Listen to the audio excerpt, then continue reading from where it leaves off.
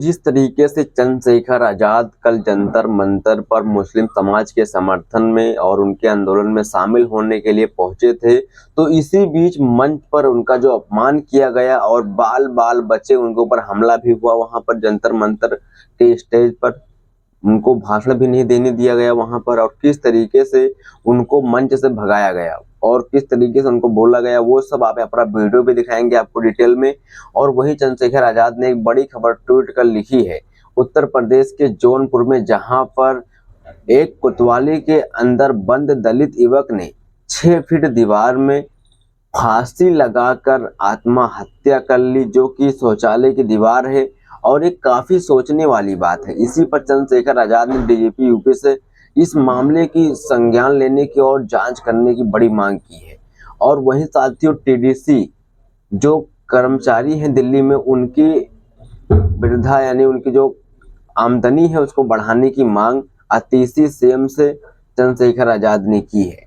और वहीं हाल में अनुसूचित जनजाति के विद्यार्थियों को पिछले 4 वर्षों से छात्रवृत्ति प्रदान नहीं की गई है। इस संबंध में माननीय केंद्र मंत्री जनजातीय कार्य मंत्री जो वही हेतु पत्र लिखा है। तो साथ ही इन सभी खबरों को आपके बीच डिटेल में रखेंगे और आपको डिटेल में समझाने का प्रयास करेंगे।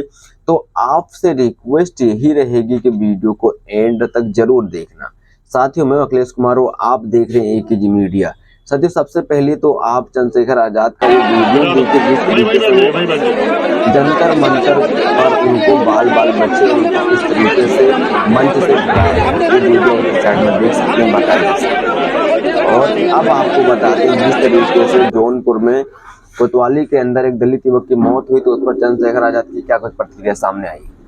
जौनपुर जिले के सहानागंज कोतवाली में मात्र 6 फीट ऊंची दीवार वाले शौचालय में मटरू बिंद की संदिग्ध फांसी की घटना अत्यंत दुखद और गहनीय चिंता का विषय है। मेरी गहरी संवेदना पीड़ित परिवारों के साथ है। प्रकृति उन्हें इस असीम दुख सहने की शक्ति प्रदान करे। ऐसा क्यों है कि दलित, पिछड़ा और मुस्लिम समाज के लोगों के लिए मुस्लिम पुलिस की हिरासत एक काला कठोर कोठरी साबित हो रही है। यह अत्यंत चिंताजनक है कि बहुजन समाज का व्यक्ति हिरासत में तो अपने 2 पैरों पर जाता है, पर बाहर आता है तो दूसरों के 4 कंधों पर। वहीं डीजीपी यूपी इस मामले को संज्ञान ले और निष्पक्ष और उच्च स्तरीय जांच करवाए। साथ ही यह सुनिश्चित करे कि भविष्य में हिरासत में कोई मौत न हो। इसके अलावा मृतक मटरू बिंद के परिवार को 1 करोड़ रुपए की आर्थिक सहायता और परिवार के एक सदस्य को सरकारी नौकरी प्रदान की जाए, ताकि इस कठिन समय में उन्हें कुछ सहारा मिल सके। तो साथियों, चंद्रशेखर आजाद की जो बड़ी प्रतिक्रिया थी इस मामले पर हमने आपके बीच रखी है। और वहीं आपको बताते टीडीसी बस के कर्मचारियों के वेतन वृद्धि के संबंध में आतिशी को जो खत लिखा गया चंद्रशेखर के द्वारा, वो आपको दिखाते हैं। माननीय मुख्यमंत्री दिल्ली सरकार, नई दिल्ली। विषय टीडीसी कर्मचारियों की समस्याओं के समाधान के संबंध में महोदय, उपरोक्त विषय के संबंध में आपको सविनय अवगत कराना चाहता हूं कि दिल्ली परिवहन निगम टीडीसी के कर्मचारी वर्तमान में कई समस्याओं का सामना कर रहे हैं, निम्नलिखित है तथा इन आपको त्वरित ध्यान देने की आवश्यकता है। 14 से 15 वर्षों के संविदा और कार्यकर्ता कर्मचारियों को अभी तक स्थायी नहीं किया गया है, जो कि अन्नपूर्ण है।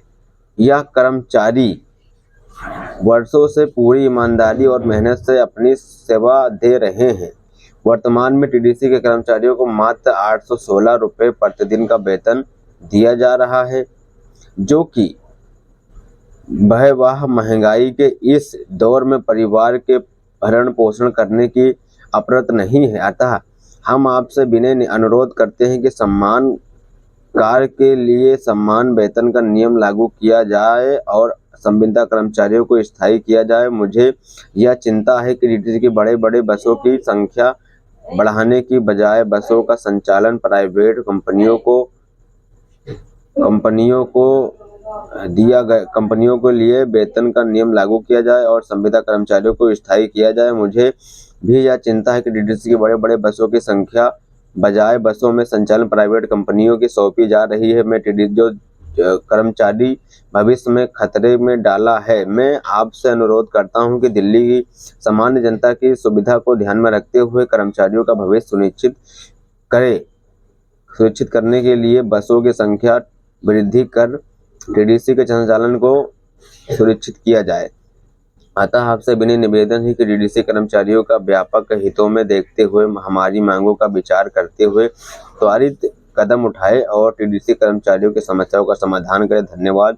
ये लिखा चंद्रशेखर आजाद ने इस मामले पर और उनसे जो मांग की है टीडीसी कर्मचारियों के लिए वो आपके बीच रखी है। और वही जो लास्ट और आखिरी मांग है चंद्रशेखर आजाद के अनुसूचित जनजाति के विद्यार्थियों के लिए, वो लिखा है विषय पिछले 4 वर्षों में राजस्थान के अनुसूचित जनजाति के विद्यार्थियों की रुकी हुई छात्रवृत्ति के मामले में मान्यवर आपको सदर अवगत कराना है कि राजस्थान के राज्य में अनुसूचित जनजातियों के विद्यार्थियों को पिछले 4 वर्षों से जन छात्रवृत्ति प्रदान नहीं की जा रही है, जो एक गंभीर विषय है। इस स्थिति में जनजातीय छात्रों की शिक्षा और उसके आर्थिक कल्याण व प्रतिकूलन प्राप्त पड़ रहा है, जिससे उनको शैक्षिक भविष्य संकट में है। इस मामले की गहन जांच और संबंध की आवश्यकता है। अतः आपसे विनय अनुरोध है कि इस मामले की गहन जांच करवाकर उचित समाधान हेतु कार्रवाई करें। निर्देश है ताकि छात्रवृत्ति की नियमित सुनिश्चित करने की जा सके और प्रभावित विद्यार्थियों की राहत मिल सके।